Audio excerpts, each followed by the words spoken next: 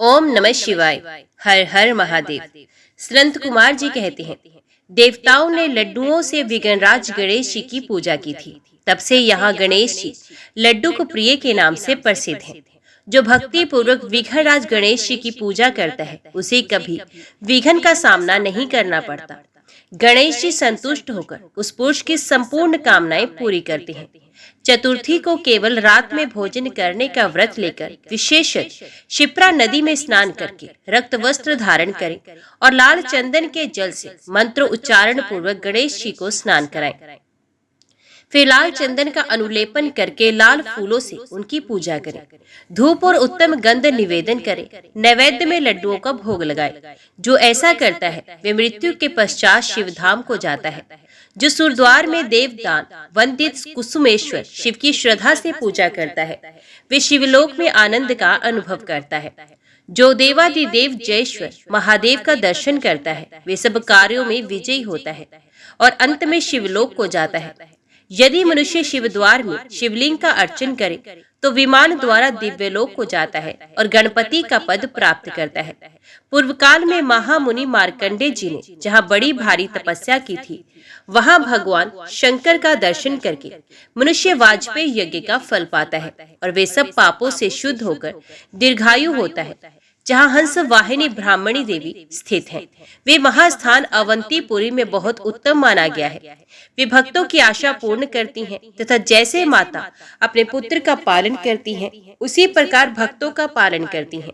सब प्रकार की सिद्धि देने वाली उन हंस वाहिनी देवी का गंध पुष्प और नैवेद्यों द्वारा पूजन करें। जो ब्रह्म सरोवर में स्नान करके ब्रह्मेश्वर शिव का दर्शन करता है, वे संसार बंधन से मुक्त हो ब्रह्मलोक में आनंद का अनुभव करता है। जहाँ ब्रह्मा जी ने यज्ञ किया था, उस स्थान पर यज्ञ के लिए जो कुंड बनाया गया था, उसका नाम यज्ञ व्यापी है। उसमें स्नान करके पवित्र हो जो पशुपति का दर्शन करता है, वे पशु योनि में पड़े हुए पितरों का भी उद्धार करता है और स्वयं शिवलोक में जाता है, जहाँ साक्षात महेश्वर निवास करते हैं। रूप कुंड में स्नान करके मनुष्य रूपवान होता है। जो अनंग कुंड में स्नान करके अनंग द्वारा पूजित अनंगेश्वर महादेव जी की पूजा करता है, वे मनवांछित कामना प्राप्त करता है और मरने के बाद शिवधाम को जाता है। जो करी कुंड में नहाकर भगवान विश्वरूप का पूजन करता है, वे सब पापों से मुक्त हो विष्णु लोक को जाता है। जो मनुष्य अजागंध में स्नान करके ब्रह्मेश्वर शिव का दर्शन करता है, वे ब्रह्मत्या के समान पापों को तत्काल नष्ट करता है। जो चक्र तीर्थ में स्नान करके चक्र स्वामी की पूजा करता है, वे इस पृथ्वी पर चक्रवर्ती राजा होता है। जो विधि पूर्वक स्नान करके सिद्धेश्वर का दर्शन करता है, वे इच्छा अनुसार चलने वाला विमान के द्वारा रुद्रलोक में जाता है। जो मनुष्य सोमवती में स्नान करके सोमेश्वर शिव का पूजन करता है, वे चंद्रमा के समान निर्मल होकर चंद्रलोक में आनंद भोगता है। व्यास जी ने पूछा, भगवान सोमवती तीर्थ और सोमेश्वर लिंग का प्राकट्य किस प्रकार हुआ? इसको मैं यथार्थ रूप से सुनना चाहता हूँ। संत कुमार जी ने कहा, व्यास सुनो, संपूर्ण लोगों की तृप्ति प्रदान करने वाले जो भगवान सोम हैं, उनके पिता महाभाग अत्रि मुनि पूर्व काल में उज्जैनीपुरी में रहकर 3000 दिव्य वर्षों तक बड़ी भारी तपस्या में लगे रहे। वे दोनों भुजाएं ऊपर उठाकर ब्रह्म ध्यान में तत्पर हो तपस्या करते थे। उन महात्मा का ब्रह्म तेज उनके नेत्रों से प्रकट हुआ और संपूर्ण दिशाओं को प्रकाशित करता हुआ ऊर्ध्व लोक तक फैल गया। जब कोई भी उसे धारण करने में समर्थ ना हुआ, तब वे असहनीय तेज संपूर्ण लोकों को उद्भासित करता हुआ पृथ्वी पर गिर पड़ा। उसी से शीत किरणों वाले सोम प्रकट हुए, जो सब लोगों को प्रिय हैं। उसी तेज से सोमा नाम की एक नदी भी उत्पन्न हुई, जो अमृतमय जल से पूरित हो शिप्रा नदी में जाकर मिल गई। तब से वे तीर्थ सोमवती शिप्रा के नाम से विख्यात है। सोमवती शिप्रा अत्यंत पुण्यदायिनी है। उसका दर्शन करके मनुष्य सब पापों को त्याग देता है। मुने, सोमवती अमावस्या का योग आने पर जो बुद्धिमान मनुष्य सोमवती शिप्रा में स्नान दान जप तथा होम करता है, उसका किया हुआ वे सब पुण्य अक्षय होता है। यहाँ पर तिल और जल द्वारा तर्पण तथा पिंडदान करने से पितरों की यथावत तृप्ति होती है। शिप्रा नदी एवं सोमवती के संगम का जल कोटि तीर्थों का फल देने वाला है। यदि अमावस्या और सोमवार का योग मिल जाए, तब तो वे साक्षात पितृ तीर्थ गया के समान हो जाता है। अमावस्या, सोमवार और व्यतिपात तीनों का योग होने पर सोमवती तीर्थ में गया से 100 गुना अधिक पुण्य कहा गया है। चंद्रमा को पृथ्वी पर गिरा हुआ देख जगत गुरु ब्रह्मा जी ने उन्हें संपूर्ण लोगों के हित की इच्छा से रथ पर बिठाया। उस रथ पर ब्रह्मा जी के साथ चंद्रमा को देखकर सब देवताओं ने प्रसन्नता पूर्वक स्तवन किया। उस समय चंद्रमा का प्रकाशमान तेज पृथ्वी पर सब ओर गिरा। ब्रह्मा जी ने उस रथ से 21 बार पृथ्वी को परिक्रमा की। इससे चंद्रमा का शीतल जल तेज सर्वत्र गिरा। वे तेज ही पृथ्वी से अत्यंत निर्मल औषधियों, अन्न आदि के रूप में उत्पन्न हुआ। उन्हीं औषधियों के द्वारा ये संपूर्ण विश्व तथा यहाँ रहने वाली 4 प्रकार की प्रजा जीवन धारण करती है। तदंतर भगवान सोम ने प्रसन्न होकर 10,000 वर्षों तक अत्यंत दुस्सह तप किया। उस तपस्या से संतुष्ट होकर लोक पिता महाब्रह्मा जी ने सोम को आधिपत्य प्रदान किया। वे बीज, औषधि और ब्राह्मणों के राजा हुए। प्रचेताओं के पुत्र प्रजापति दक्ष ने अपनी 27 कन्याओं को, जो महान व्रत का पालन करने वाली तथा नक्षत्र नाम से प्रसिद्ध थी, राजा सोम के साथ ब्याह दिया।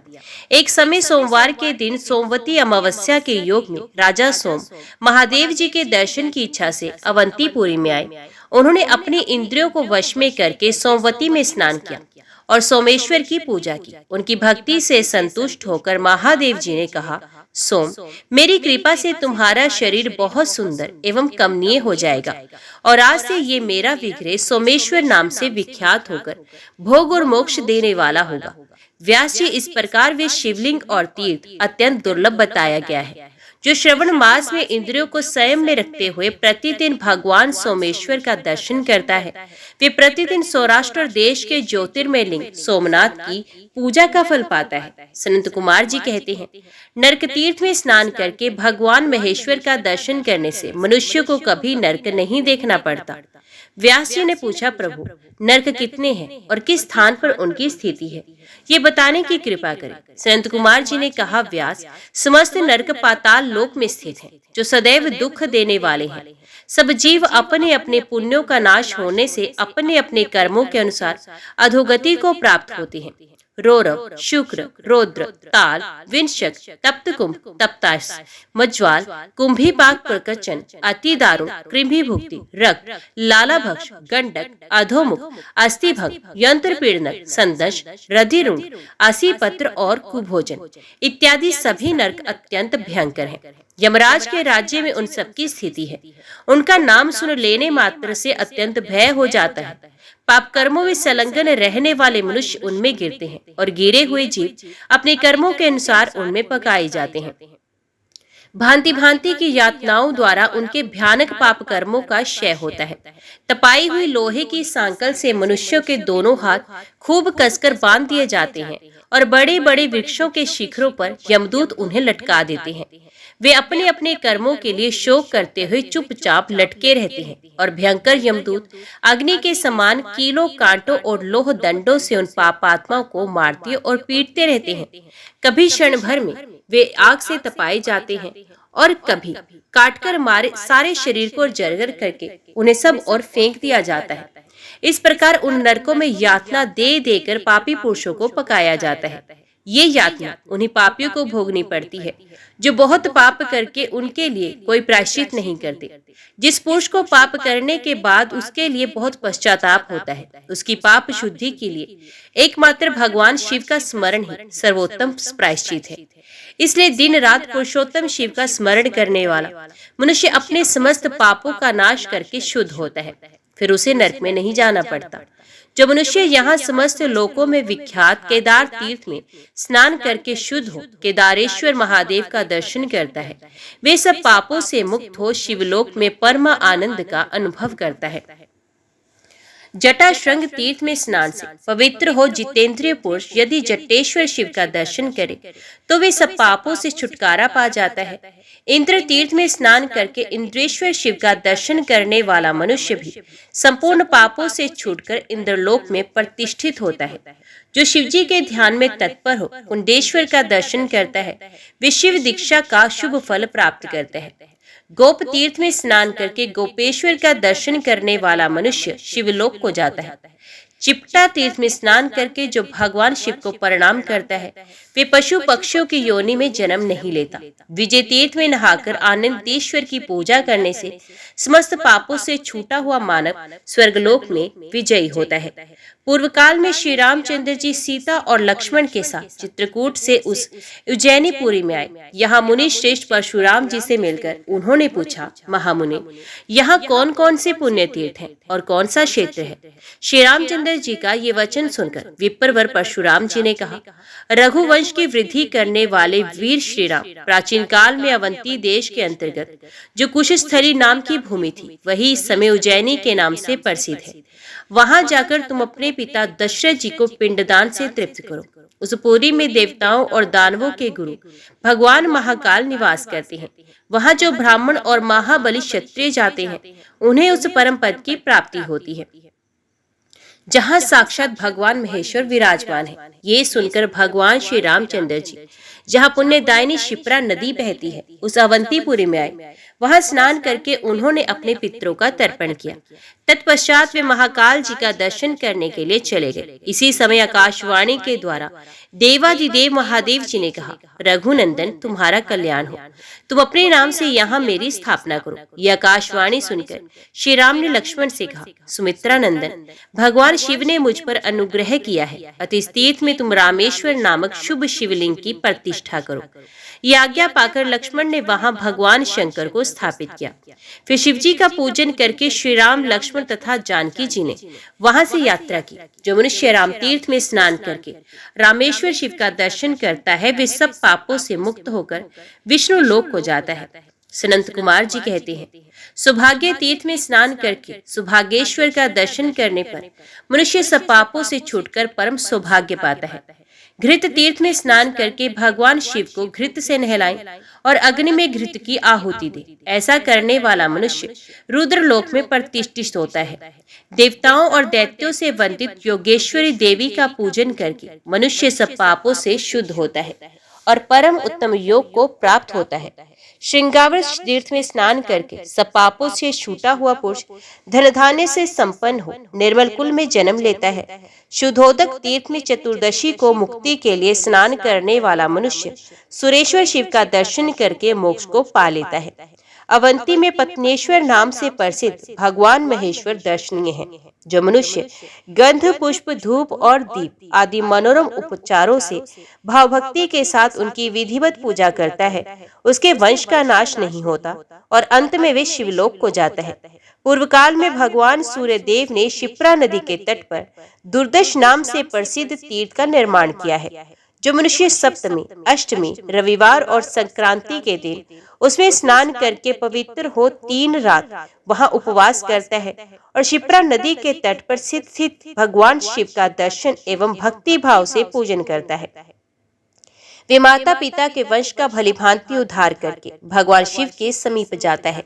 गोपिंद्र नाम से प्रसिद्ध जो तीर्थ है उसमें स्नान करके मनुष्य इंद्र के तुल्य पराक्रमी होता और स्वर्गलोक को प्राप्त करता है।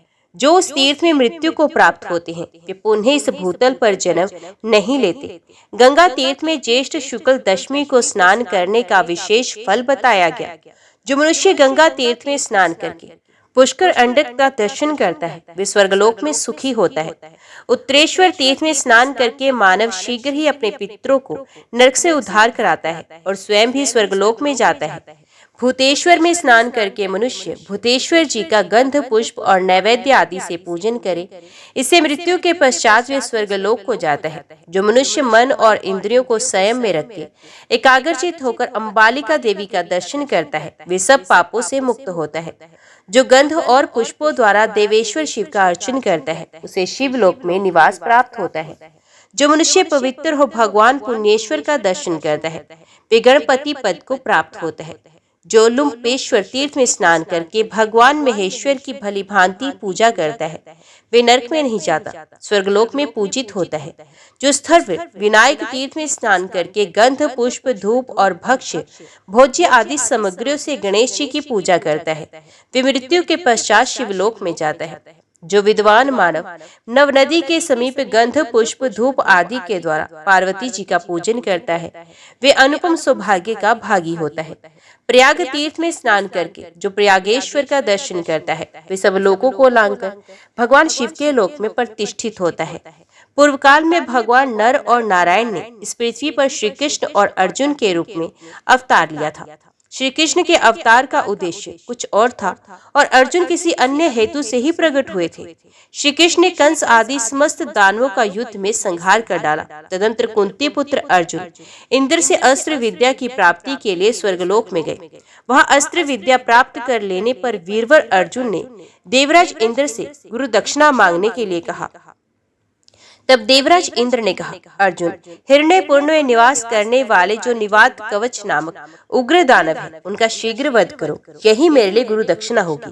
तब अर्जुन ने उन दुष्ट दानवों के वध की प्रतिज्ञा की और एक भयंकर रथ पर आरूढ़ हो धनुष बाण लेकर युद्ध के लिए प्रस्थान किया।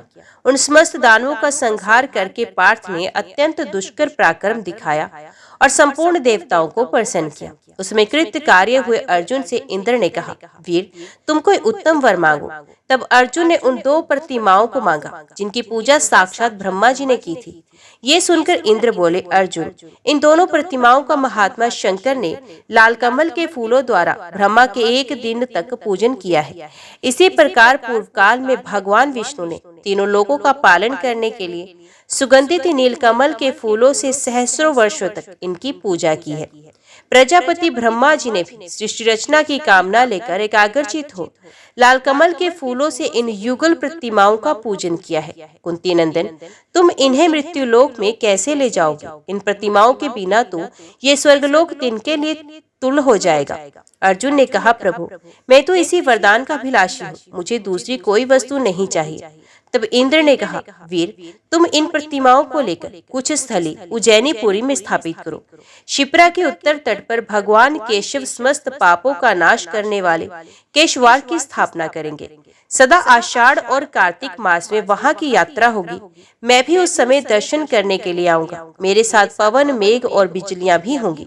इन्हीं लक्षणों से मनुष्य कहेंगे कि देवराज इंद्र आ गए। मैं ब्रह्मा आदि देवताओं द्वारा पूजित भगवान सूर्य को नमस्कार करके पुनः लौटाऊंगा। ऐसा कहकर इंद्र ने अर्जुन को वो दोनों प्रतिमाएं दे दी और उन्हें अपने पुत्र के साथ मृत्यु लोक को भेज दिया। देवऋषि नारद जी भगवान श्री कृष्ण को बुलाने के लिए द्वारका में गए और वहां इंद्र का रहस्य युक्त वचन सुनाकर कहा, श्री कृष्ण, आप कुछ स्थली को चलिए और विश्वकर्मा द्वारा बनाई हुई पारिजात निर्मित युगल प्रतिमाओं का पूजन कीजिए। इंद्र ने वे दोनों प्रतिमाएं आप तथा अर्जुन के लिए भेंट की हैं। नारद जी का ये वचन सुनकर श्री कृष्ण उज्जैनीपुरी को गए और वहां पांडु नंदन अर्जुन को हृदय से लगाकर बहुत प्रसन्न हुए। तत्पश्चात उन्होंने अर्जुन से कहा, पार्थ, आज मुझे अनुपम प्रसन्नता प्राप्त हुई। तुम पूर्व दिशा की ओर जाकर एक प्रतिमा की स्थापना करो। दिन के पूर्वाह्न काल में ही अति मनोरम शुभ लगन का उदय होगा। तब मैं भी प्रतिमा स्थापन के लिए नदी के उत्तर तट को जाऊंगा। जब मेरा शंख बजे उसी समय तुम सूर्य देव की स्थापना करो। ये आदेश पाकर अर्जुन ने पूर्व दिशा की ओर जा प्रतिमा स्थापना के योग्य शुभ स्थान का निरीक्षण किया। वे मन ही मन ये विचार करने लगे कि इस देव प्रतिमा का स्थापन कहाँ करूं। इतने में ही उस प्रतिमा ने स्वयं ही कारण सहित उत्तम स्थान बता दिया और अपने तेज से वे स्थान पार्थ को दिखला भी दिया। अर्जुन बोले, देव, यहाँ अनेक स्थान हैं, बताइए कौन आपको अधिक पसंद है। गोपते, अब प्रजाजनों के लिए सौम्य रूप और उत्तम दर्शनीय हो जाइए। तब सूर्यदेव ने अर्जुन से कहा, पार्थ, तुम मेरे दर्शन से भय न करो। ऐसा कहकर दाहिने हाथ से अभय प्रदान करते हुए उन्होंने आश्वासन दिया और सौम्य रूप धारण कर लिया। भगवान प्रभाकर ने उस समय अर्जुन को अपने तेजोमय स्वरूप का दर्शन कराया और कहा, यही मेरा अविचल स्थान है। इतने में ही लगन आ गया और भगवान श्री कृष्ण ने अपने महान शंख को बजा दिया। वे शंखनाद सुनकर नर अवतार अर्जुन ने देव वंदित सूर्य विग्रह को स्थापित कर दिया और इस प्रकार स्तवन किया। अर्जुन बोले, किरणों की माला से मंडित अत्यंत प्रकाशमान एवं 7 घोड़ों के रथ पर चलने वाले उन भगवान सूर्य की जय हो, जिनका तेज समस्त भुवनों में व्याप्त है, जो पूर्व दिशा के अट्टाहस की सी छवि धारण करते हैं तथा जिनके नामों का कीर्तन करने मात्र से प्रचुर पाप ताप में दोषों से ग्रस्त हुए मनुष्यों के अंग निष्पाप हो जाते हैं। उत्तम बुद्धि वाले प्रभु ब्रह्मा आदि देवता और मुनि जिनकी स्तुति करते हैं, उन्हीं भगवान पतंग सूर्य की मैं अपनी बुद्धि द्वारा भलीभांति विचार करके स्पष्ट अर्थ एवं मधुर अक्षरों के योग से युक्त विचित्र पद्यों द्वारा स्तुति करूंगा। नाथ, लाल कमल के समान निर्मल मंडल वाले आप जब तक अपनी किरणों से अंधकार का नाश करते हुए उदय नहीं होते, तब तक संपूर्ण जगत निश्चल सा जड़वत सा ही प्रतीत होता है तथा तब तक नाना प्रकार की क्रियाएं भी सिद्ध नहीं होती। भगवान, जब तक आप अपनी परम उत्तम प्रभा से वृक्षों के सोए हुए पुष्प गुच्छों को विकसित जागृत नहीं कर देते, तब तक उनके नेत्र बंद हो जाने के कारण वृक्षों की शाखाएं शोभा नहीं पाती और ना उन पर भ्रमर ही मंडराते हैं। जिस समय आप आकाश में उदित होते हैं, उस समय समस्त देवताओं और सिद्धों के समुदाय, ब्रह्मा आदि देवेश्वर, दैत्य मुनि किन्नर, नाग यक्ष तथा ज्ञानी देवगण अपने झुके हुए मस्तकों द्वारा तथा चमकती हुई मुकुटमणियों की उत्तम प्रभावों से आपकी अर्चना करते हैं। सदा सबको वर देने वाले भगवान, आपके अस्त होने पर संपूर्ण जगत सो जाता है और आपके तपने पर पुनः जागृत होता है। इस प्रकार एकमात्र आप ही समस्त विश्व का हित करने के लिए अंधकार का नाश करने वाले हैं। नाथ, उत्साह, शक्ति, नीति और शौर्य आदि से संपन्न तथा सेवा, प्रयोग एवं निर्माण क्रिया में तत्पर पुरुषों के लिए भी जो कार्य फलद नहीं होते, उसमें निश्चय ही आपके प्रति उनकी भक्ति का न होना ही कारण है। शरणागत वत्सल, युद्ध भूमि में मनुष्य रथ, हाथी, भाला, शक्ति, नाराज चक्र, बाण, तोमर तथा भयंकर खड़गों द्वारा जो शीघ्र ही शत्रु को परास्त करके विजयी होकर लौटते हैं, वे सब आपकी ही दी हुई शक्ति का प्रभाव है।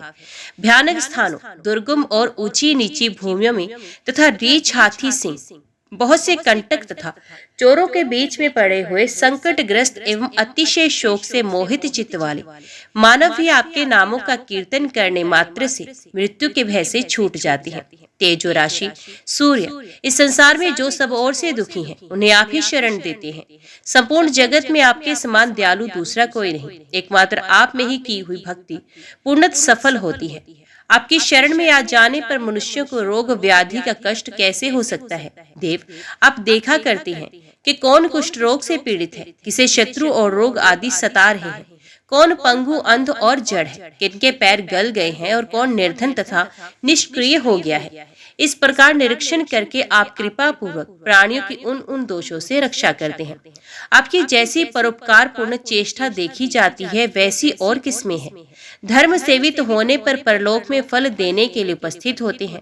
देवता उपासना करने पर कालांतर में वरदान देते हैं, परंतु प्रणत वत्सल, आप कल्याणकामी पुरुषों द्वारा सेवित होने पर तत्काल ही उन्हें अभीष्ट फल प्रदान करते हैं। यदि मनुष्यों ने एक बार भी किसी प्रकार आपको मस्तक झुकाया अथवा भुवनेश्वर अंतकाल में भी जिसने आपका चिंतन किया, वे संसार में पापी होने पर भी निष्पाप हो गए हैं और उन्होंने शुद्ध चित्त होकर पुण्यात्माओं की गति प्राप्त कर ली है। सुरश्रेष्ठ, जब आप उदय होने लगते हैं, उस समय देव नदी गंगा की खिले हुए स्वर्ण कमलों से निकले हुए झुंड के झुंड भ्रमर उनकी स्वर्णमयी धूलि से अनुरंजित होकर उड़ते हैं। भगवान, आप अपने किरण समूह रूपी चरणों के द्वारा समुद्र के मध्य में स्थित होकर समस्त जीवों के जीवन की रक्षा के उद्देश्य से तात्विक उपाय का चिंतन करने के लिए मानो तपस्या करते हैं। तीनों लोकों में आपके समान दूसरा कौन है। सदा वेद के मार्ग में तत्पर रहने वाले उदार बुद्धि ऋषि मुनियों द्वारा भी आपके गुणों की स्तुति नहीं की जा सकती।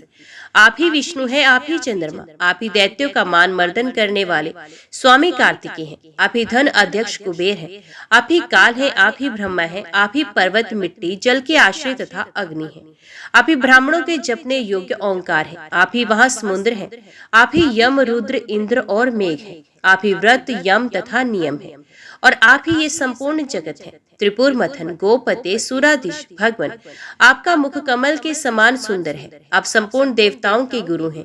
तीनों लोकों में आपके समान गुणवान कौन है? आदित्य, भास्कर, दिवाकर, सप्तश्वाहन, मार्तंड, सूर्य, हरिदश, पतंग, भानु, अष्टांत वाहन, आकाश स्वरूप, अंशुमालिन लोकनाथ, ये दास आपकी शरण में आया है।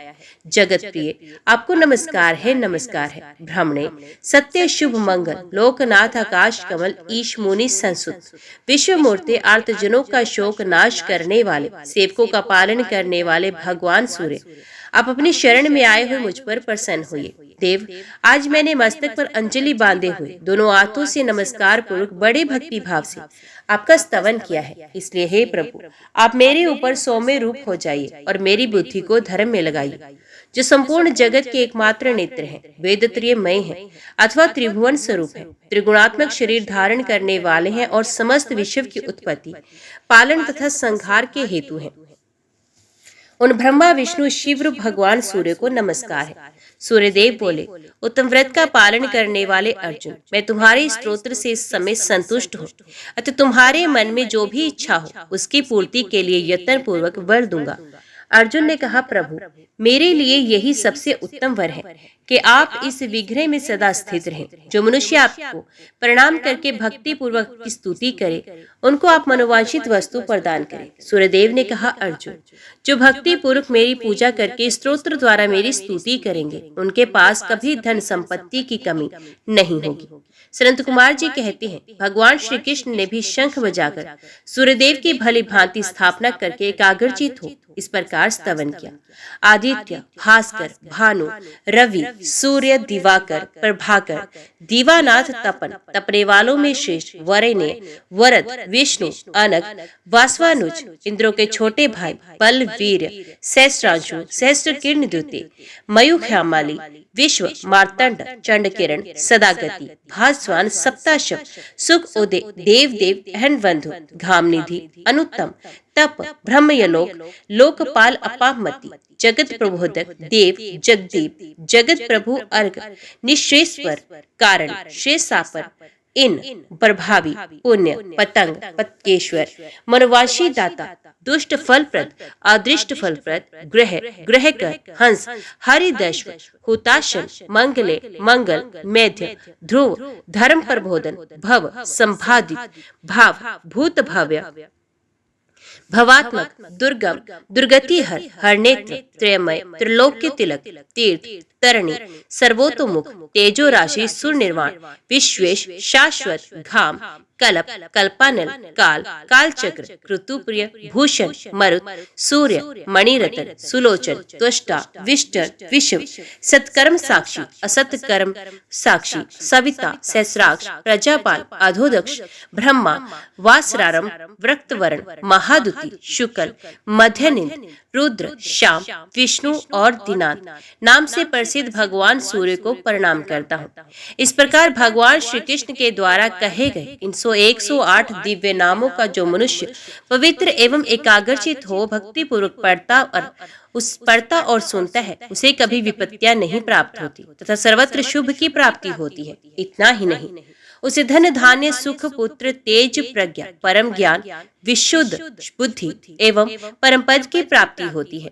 इस प्रकार स्तुति सुनकर जगदीश्वर सूर्यदेव अंतर्ध्यान हो गए। केशवादित्य के मुखार विंद का दर्शन करके सब पापों से मुक्त हुआ मनुष्य सूर्यलोक में प्रतिष्ठित होता है। संत कुमार जी कहते हैं, असुरों के स्वामी तारक का वध करके महाबलवान स्वामी कार्तिकेय जी ने अपनी शक्ति को शिप्रा नदी के जल में फेंक दिया। उस शक्ति ने पाताल तक की भूमि को विदीर्ण कर डाला।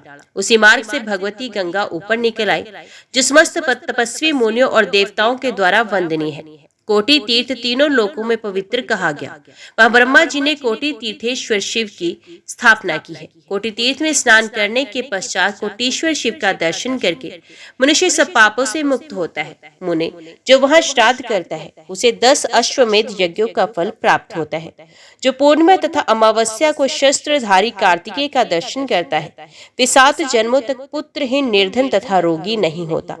जो मनुष्य उस तीर्थ के उत्तम जल में प्रवेश करता है वे दिव्य लोक में तब तक अक्षय सुख का उपभोग करता है जब तक कि सूर्य और चंद्रमा की सत्ता बनी रहती है। जो मनुष्य स्वर्ण अक्षर नामक तीर्थ में स्नान करके भगवान महेश्वर का दर्शन करता है, उसे 100 कपिला दान से भी अधिक फल प्राप्त होता है। जो जितेंद्रिय पुरुष ब्रह्मा जी की वापी बावली या कुंड में स्नान करता है, वे हंस युक्त विमान द्वारा ब्रह्मलोक को जाता है।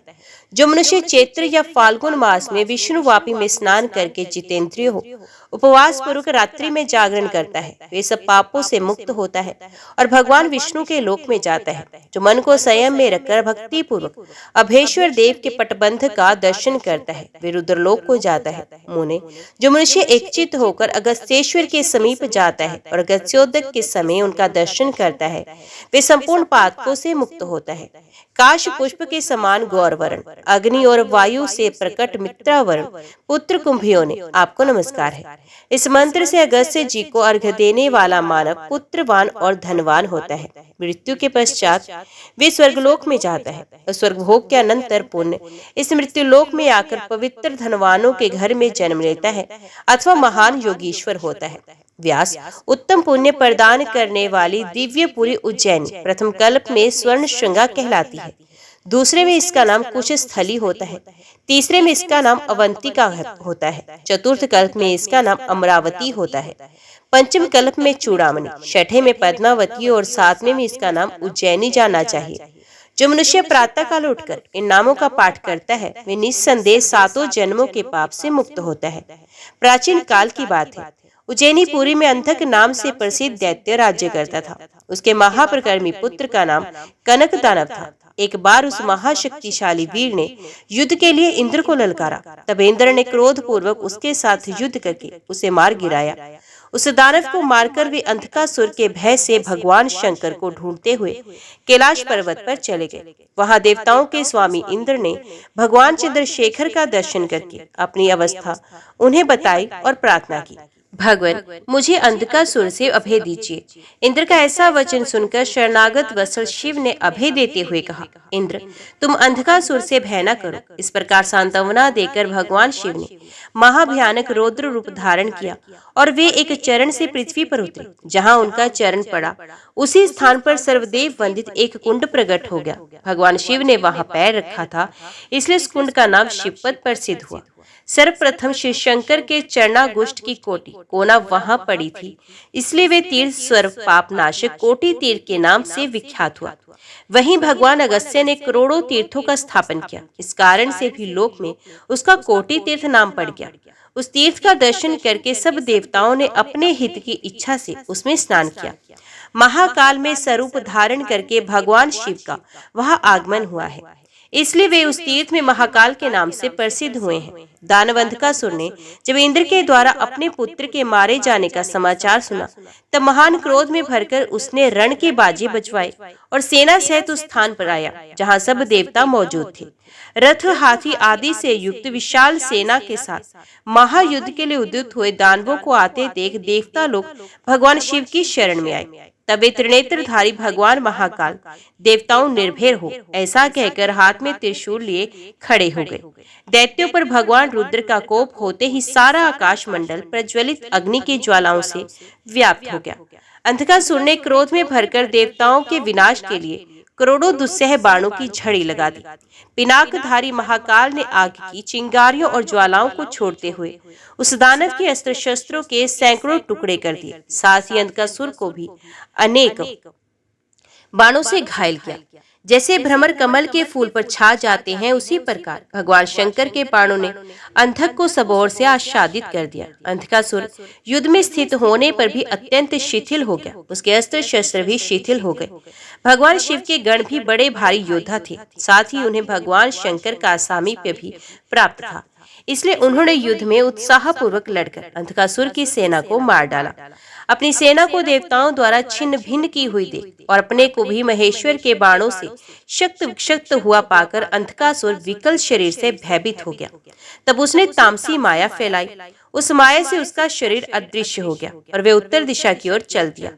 अंधकासुर जिस जिस मार्ग से गया, उसी उसी से शंकर जी ने भी उसका पीछा किया। एक स्थान पर पहुंचकर अंधकासुर बोला। फिर भगवान शिव भी उसी प्रकार बोले। तब से वहां वागंधक नाम से विख्यात तीर्थ प्रकट हो गया। अघन सुदी नवमी को वहां स्नान करके पवित्र हो जो श्रद्धा पूर्वक शक्कर सहित अन्नदान करता है, उसका वे सब पुण्य अक्षय होता है तथा दाता शिवलोक में जाता है। इसी समय अपने तेज से दिशाओं के अंधकार को दूर करते हुए अर्जुन द्वारा स्थापित भगवान नर आदित्य मनुष्य का रूप धारण करके उठे। उनके द्वारा अंधकार नष्ट होने पर प्रकाश में जब वे दैत्य स्पष्ट दिखाई देने लगा, तब देवताओं को बड़ी प्रसन्नता हुई। उन्होंने नाना प्रकार की स्तुतियों द्वारा नर रूप धारी सूर्य नारायण का स्तवन किया और उनका नाम नरदीप रख दिया। जो मनुष्य भक्ति पूर्वक नरदीप नाम से प्रसिद्ध भगवान सूर्य का दर्शन करता है, वे सब पापों से मुक्त हो जाता है। जो मनुष्य षष्ठी या सप्तमी तिथि को रविवार के दिन उपवास करके दिन शेष संक्रांति ग्रहण तथा विशुभ योग पर कुंड में स्नान करके पवित्र हो, मन को संयम में रखता और जप करते हुए स्तुति करता है और वाद्य मंगल गीत के साथ भगवान नरदीप का दर्शन करता है तथा पूजन और साष्टांग प्रणाम करके प्रातः काल, मध्याह्न एवं अपराह्न में सूर्य देव की परिक्रमा करता है, वे 7 जन्मों में किए हुए समस्त पापों से मुक्त हो जाता है और अंत में सूर्यलोक को जाता है। पूर्व काल में नर अवतार अर्जुन ने इंद्र से सूर्य प्रतिमा को प्राप्त करके उसे प्रसन्नतापूर्वक इस तीर्थ में स्थापित किया था। इस कारण से ये भगवान सूर्य नरदीप कहे गए। ज्येष्ठ व्यतीत होने पर भगवान सूर्य को रथ पर विराजमान करके श्रेष्ठ द्विज अपनी भुजाएं लगाकर उस रथ को कुछ स्थली में पहुंचाते हैं। उस समय उत्तर दिशा को आते हुए भगवान सूर्य का जो दर्शन करता है, उसे अग्निष्टोम यज्ञ का पूरा फल मिलता है। जो केशव आदित्य के स्थान से लौटे हुए रथ का दर्शन करता है अथवा रस्सी पकड़कर स्वयं भी उस रथ को खींचता है, वे अपने कुल का एवं पिता पितामह आदि पितरों का उद्धार कर देता है। जो दक्षिण दिशा में नरदीप देव का स्वयं पूर्वक दर्शन करते हैं, वे स्वर्गलोक में जाते हैं।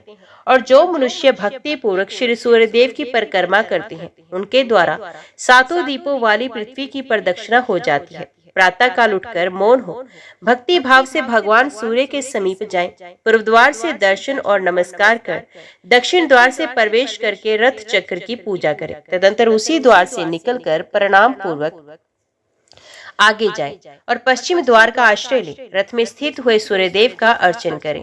जो मनुष्य इस प्रकार नरदीप जी की रथ यात्रा करता है, वे अपनी रुचि के अनुसार इंद्रलोक, सूर्यलोक, शिवलोक तथा गोलोक का सुख पाता है।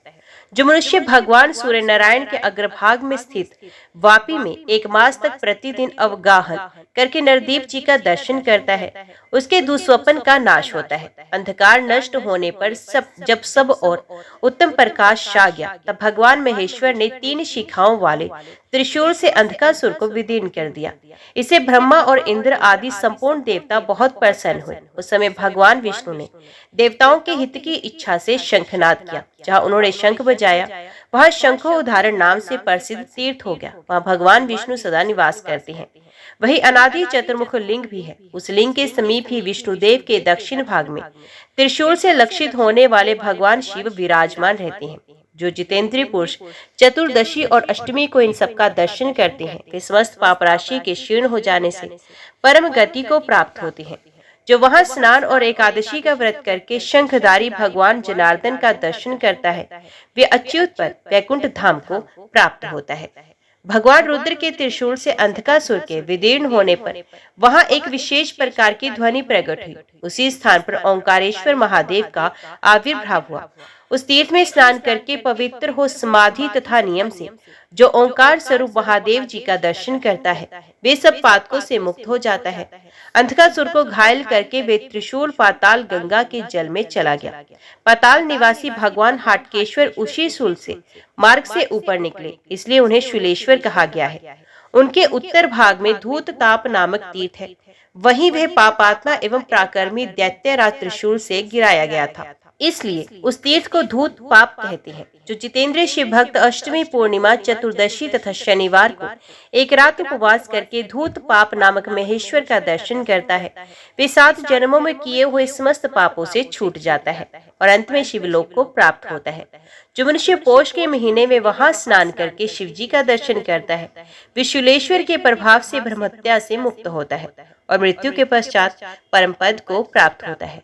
इस प्रकार अंधकासुर को विदीर्ण करके भगवान शिव का त्रिशूल ज्यों ही पाताल गंगा को गया, तो ही अंधकासुर के रक्त से उत्पन्न सहस्रों भयंकर दैत्य वहां युद्ध के लिए खड़े हो गए। तब महादेव ने बड़े जोर से सिंहनाद किया। उस भयंकर गर्जना से मूर्छित होकर वे पापी दैत्य पृथ्वी पर गिर पड़े। उस महावन में जहां भगवान शंकर ने सिंहनाद किया था, वहां समस्त पापों का नाश करने वाले सिंहेश्वर देव विराजमान हैं। उनका दर्शन करने से मनुष्य सिंह के समान बलवान होता है। सिंहनाद करने पर जहां भगवान का श्री विग्रह रौद्र रस से कंटकित रोमांचित हो गया था, वहां वे कंटकेश्वर देव के नाम से विद्यमान है, जो भक्तों को सदा सब कुछ देने वाले हैं। जो मानव उस तीर्थ में स्नान करके कंटकेश्वर शिव का दर्शन करता है, वे कहीं भय को नहीं प्राप्त होता। जहाँ शंकर जी ने इंद्र को अभयदान दिया, वहाँ भयेश्वर नामक उत्तम लिंग प्रकट हुआ। वह स्नान से पवित्र हो उपवास करके जो जितेंद्रिय पुरुष देव देवेश्वर शिव का पूजन करता है, वे अश्वमेध यज्ञ के फल को प्राप्त होता है। उस समय भगवान शिव के मस्तक से पृथ्वी पर जो पसीने की बूंद गिरी, उसी से अंगार के समान लाल अंग वाले भूमिपुत्र मंगल उत्पन्न हुए। अंगारक, रुद्राक्ष तथा महादेव पुत्र इन नामों से स्तुति करके ब्राह्मण ने उन्हें ग्रहों के मध्य में प्रतिष्ठित किया। तत्पश्चात उसी स्थान पर ब्रह्मा जी ने अंगाकेश्वर नामक उत्तम शिवलिंग की स्थापना की। जो पवित्र आत्मा मनुष्य मंगलवार को उस तीर्थ में स्नान तथा अंगारकेश्वर का दर्शन करता है, वे समस्त पातकों से छूट जाता है। मंगलवार को चतुर्थी तिथि में रात्रि के समय अर्घ्य देना चाहिए। जब तक 4 चतुर्थी पूरी न हो जाए, तब तक प्रयत्न पूर्वक ये अर्घ्य दान का नियम चलाते रहना चाहिए। इस प्रकार त्रिशूल से आहत होने के बाद अंधकासुर को बड़ा भय हुआ। वे अपने प्राणों की रक्षा के लिए प्रयत्न करने लगा। संसार में जीवन रक्षा का दूसरा कोई उपाय न देखकर उसने भगवान शंकर का भी स्तवन प्रारंभ किया। वे बोला, जो इस संपूर्ण चराचर जगत के कर्ता और इसे अपने किए हुए कर्मों के अनुसार सुख दुख देने वाले हैं, जो संसार की उत्पत्ति के हेतु हैं तथा उसका अंत काल भी स्वयं ही है, सबको शरण देने वाले उन्हीं भगवान शंकर की मैं शरण लेता हूँ, जिनके मोह तमोगुण और रजोगुण दूर हो गए हैं। वे योगी जन भक्ति से मन को एकाग्र रखने वाले, निष्काम भक्त तथा अप्रसन्न बुद्धि वाले ज्ञानी भी जिनका निरंतर ध्यान करते हैं, उन अनंत दिव्य स्वरूप शरण दाता भगवान शंकर की मैं शरण लेता हूँ, जो सुशोभित किरणों वाले निर्मल अर्धचंद्र का मुक्त बांध सदा अपने मस्तक पर गंगा जी को धारण करते हैं, और जिन्होंने अपने वाम भाग में गिरिराज किशोरी उमा को धारण कर रखा है, उन शरणदाता भगवान शंकर की मैं शरण लेता हूँ।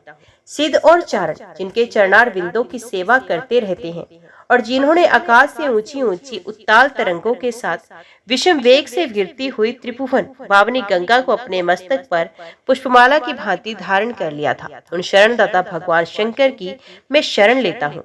जिसके भार से कैलाश पर्वत का शिखर हिलने लगता था, उस कैलाश श्रृंग से सदृश विशालकाय दशानन ने भी जिनके जुगल चरणार बिंदों की सेवा की है, उन शरणदाता भगवान शंकर की मैं शरण लेता हूँ। महेश्वर, जो मूल पुरुष चराचर जगत के गुरु आपको नहीं जानते, वे ऐश्वर्य के अहंकार नष्ट होने पर मेरी ही भांति पश्चाताप करते और दुस्सह यातना भोगते हैं। इस प्रकार स्तुति करते हुए अंधकासुर से सबका कल्याण करने वाले शूलपाणी भगवान शिव प्रसन्न होकर बोले, वत्स, मैं प्रसन्न हूँ, अब तुम शुद्ध निर्मल हो गए हो, अब तुम्हें दिव्य नेत्र देता हूँ, निश्चित होकर मेरी ओर देखो। दानव श्रेष्ठ, तुम्हारे मन में जो कोई भी आकांक्षा हो उसे मांगो, मैं सब तुम्हें दूंगा।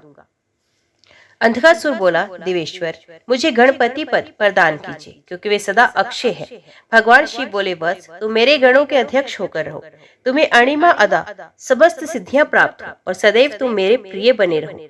संत कुमार जी कहते हैं, इस प्रकार दुर्लभ वरदान पाकर वे अंधक महादेव जी का मुख्य गण होकर वही अंतर ध्यान हुआ। तदंतर भगवान शिव कैलाश पर्वत पर चले गए। ओम नमः शिवाय। हर हर महादेव। आज की वीडियो में इतना ही। उम्मीद करती हूँ वीडियो आपको पसंद आई होगी। वीडियो पसंद आई हो तो वीडियो को लाइक और चैनल को सब्सक्राइब जरूर कीजिएगा। ओम नमः शिवाय लिखकर कमेंट बॉक्स में अपनी हाजिरी और अपने सुझाव देना ना भूलेगा। तो मिलते हैं अगली कथा अगले अध्याय के साथ। तब तक के लिए देखते व सुनते रहिए। जय मां कंजक, जय माता दी।